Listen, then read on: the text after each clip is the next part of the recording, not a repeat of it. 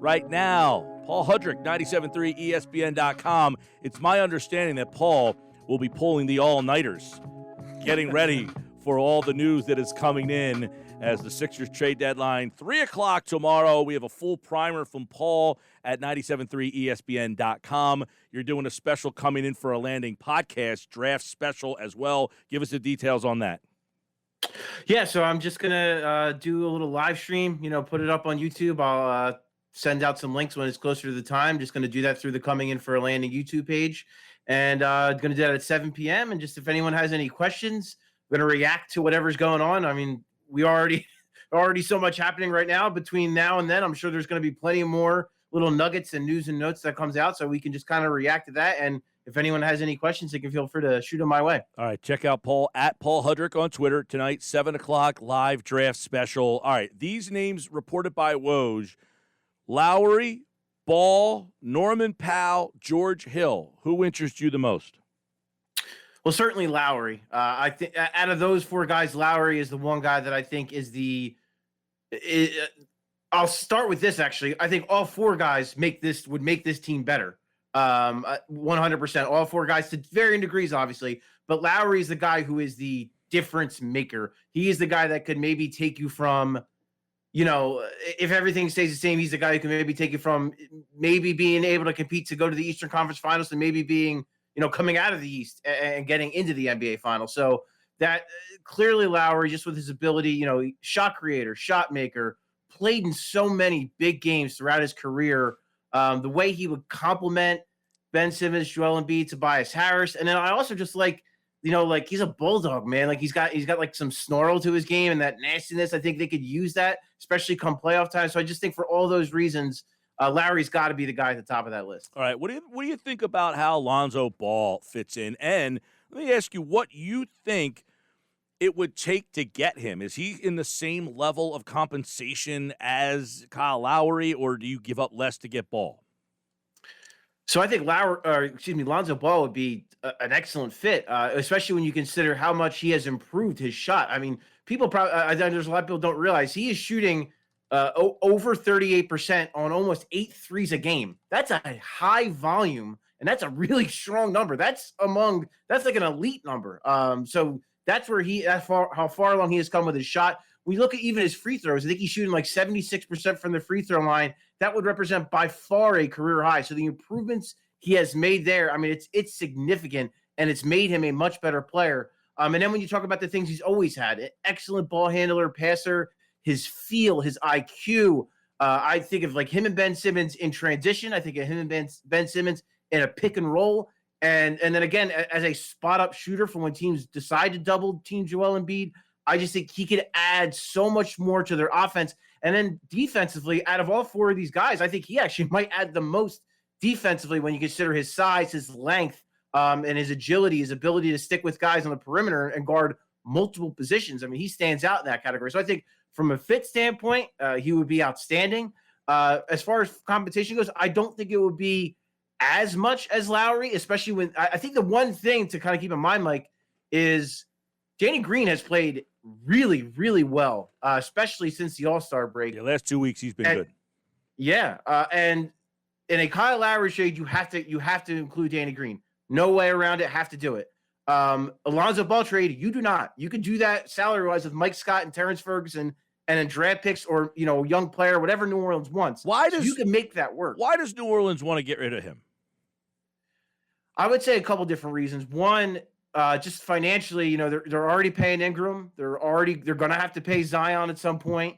They're paying a lot of money to Bledsoe and Adams, who I know aren't great players, but they're paying the money. So it's all that. And then you look at the guards they have. Like I said, they have Bledsoe for another year. They just drafted Kyra Lewis this year. Last year they drafted Nickeil Alexander-Walker, who's actually starting to play for them and have a little bit of a role. So I think it's a combination of his position, maybe them having a little bit of a glut at his position. Plus, I don't think they want to pay him. When you look at that core and where it is, if it's Ingram, Williamson, Ball, they're probably not there yet. So maybe they want to.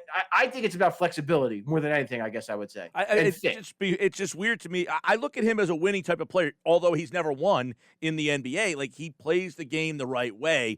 It's mind-boggling to me with Zion, Ingram, and Ball that team stinks, and Adams that they stink as much as they do.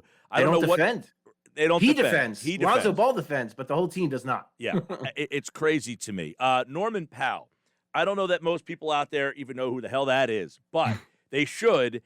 My question is, he's a 6'3", kind of off guard, kind of like the guy you already have. So how does he fit with Seth Curry, I guess, is the question. Or would that be an indication that you're flopping those two? I think it's about options, Mike. And listen, I think it could go either. I could see Doc Rivers seeing his starting five, liking what he sees. Because listen, when the starting five has played, they've been excellent together. So maybe, Doc Rivers sees what he has in that group, leaves it alone, and you bring in Norman Powell off the bench. Or maybe you, like you said, you flip-flop him and Curry. There's options there. But I just think, because the bigger thing is, it's not about who's starting, right? It's about who closes games. That's the big thing. So I think it gives you this option of, if Seth Curry's hot, I'm going to ride Seth Curry. If I bring a Norman Powell off the bench and he's hot, I ride Norman Powell. If Shake Milton is hot, I can ride. It just gives you so many more options to do more things. And what I think I like about Norman, so let's if I'm comparing directly Norman Powell and Seth Curry, the one thing I like about Norman Powell is that audacity. He is a scorer. He wants to score the basketball. And I think that's something they need. I think they could use a guy who just, I don't want to say has no conscience, but a guy who just wants the ball in his hands and who wants to take shots, wants to take big shots. And you see what Toronto, he's had that opportunity. They ISO him at times. They run pick and roll with him. He does a lot of different things. He's pretty explosive, pretty long, can really finish at the rim. He does a lot of things well. So I just look at it from a standpoint of, with all due respect to Furkan Korkmaz, you're basically swapping out Norman Powell for Furkan Korkmaz, no matter if it's starter, bench, however you want to look at it. When you look at how you're upgrading, and to me, that's a significant upgrade if you're doing it that way. Yeah, Paul Hudrick. By the way, people are asking in the chat, what is your YouTube channel for tonight? So it's coming. If you look up "Coming In for a Landing," you should be able to get to it. And then also as well, if you follow me on Twitter at Paul Hudrick, I'm going to send the link out probably a half hour beforehand. There you go, peeps. It'll be 7:00 tonight. It's a live trade special. Some of the things that we are hitting on Woj report last night. Now, we had heard that the Sixers and the Heat seem to be the two teams involved with Lowry, but the Sixers are saying if we can't get Lowry, these are other guys. They all were guards. So what about big men? Is there any big men, or we're looking at that stretch four behind Tobias Harris. I'm not sure what else we would really zone in on right now, but is there something else other than the guards that you're hoping Morey's looking at?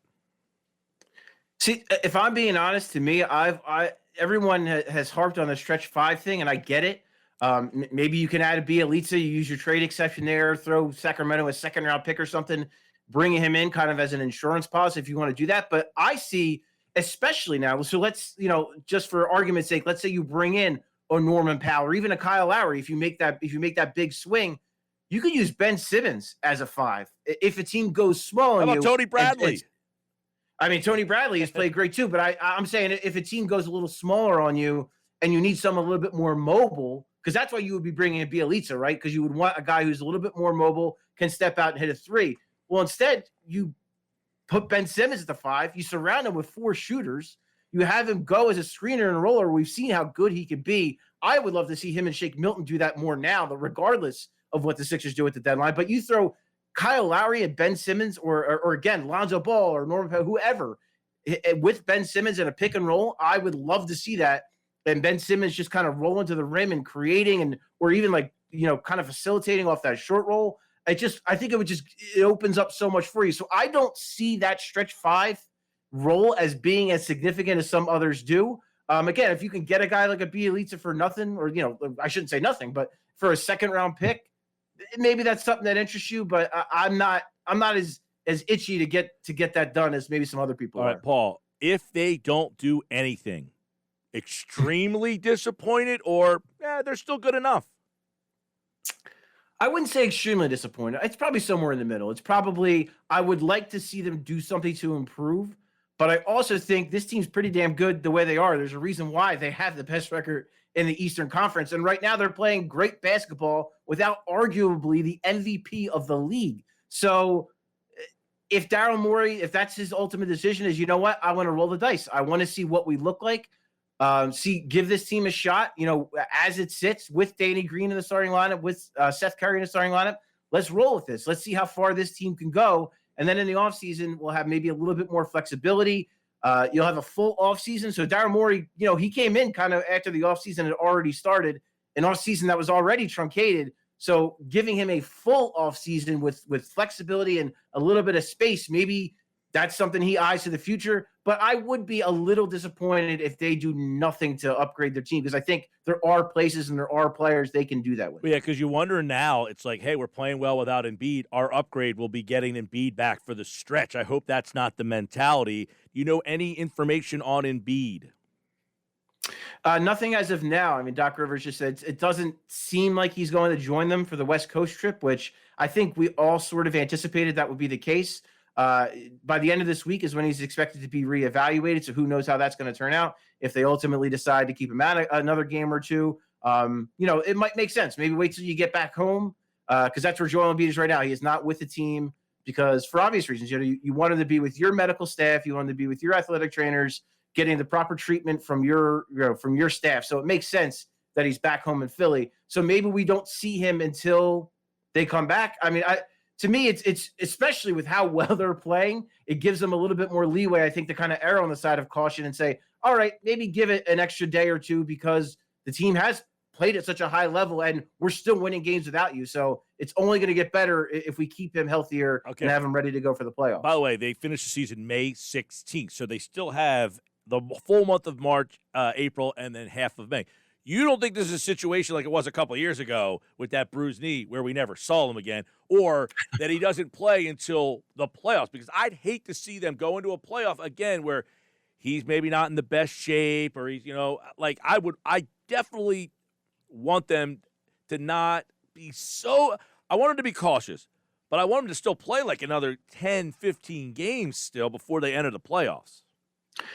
Right, and I think a big part of it is Joel himself just being a little bit more mature, a little bit more focused, taking better care of his body and kind of understanding and knowing his body a little bit better. I think that's all going to be a factor, and I think that's going to be helpful, because I think he's smart enough now where he knows, if I feel a certain way, I shouldn't push it, or, hey, this is nagging me a little bit, but I'm okay, I'll get through. You know what I mean? I think that, and I think he has just done better, maybe communicating with the staff and the team doctors and all that. And I just think that Doc Rivers, he's also, I mean, not to say that Brett Brown wasn't, but I think Doc Rivers is going to be able to know that balance of, all right, maybe we need to hold him back, hold him back from himself, maybe, if he tries to push it. But I think Joel Embiid, his mentality right now, where he is, how much more focused he is, and again, how much better care he's taken of his body, I think that this is the kind of moment where that's really going to be beneficial when he is recovering from an injury. And I think he'll be smarter about it. The team will be smarter about it. So I'm more optimistic than pessimistic that they're going to handle this properly, and he's going to come back healthy. And like you said, Mike, get the necessary time to be ready for the playoffs. Paul Hudrick, tonight at 7 o'clock on the Coming In for a Landing YouTube channel. He'll have more trade conversation. Who knows? Something might happen by that time. If something does, check out 973ESPN.com, at Paul Hudrick on Twitter. And he, like all guests, appeared via the Boardwalk Honda hotline. All right, Paul, get some sleep. Nah, I won't, Mike, but thank you. Take care, man.